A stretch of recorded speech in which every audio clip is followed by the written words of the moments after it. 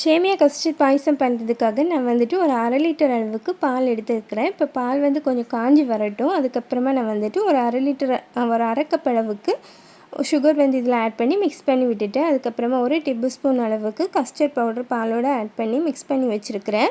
அதுக்கப்புறமா வந்துட்டு கொஞ்சமாக சேமியா எடுத்து வச்சுருக்கிறேன். இப்போ இந்த சேமியாவை இந்த பாலோடு நம்ம ஆட் பண்ணி நல்லா வெந்து வர்றது வரைக்கும் வெயிட் பண்ணிக்கலாம்.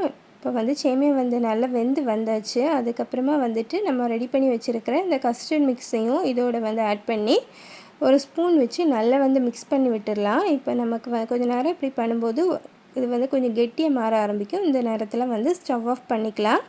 அதுக்கப்புறமா ஒரு கடாயில் நெய் விட்டு நான் வந்து கொஞ்சம் பாதாம் ரேசின்ஸ் எல்லாம் வந்து ஃப்ரை பண்ணி எடுத்தேன். இதையும் வந்துட்டு இந்த பாலோட வந்து நம்ம வந்து மிக்ஸ் பண்ணி எடுத்துடலாம். மிக்ஸ் பண்ணிவிட்டு ஒரு ஸ்பூன் வச்சு நல்லா வந்து மிக்ஸ் பண்ணி கொடுத்துக்கலாம். இப்போ நமக்கு வந்து சேமியா கஸ்டர்ட் பாயசம் வந்து 5 மினிட்ஸில் ஈஸியாக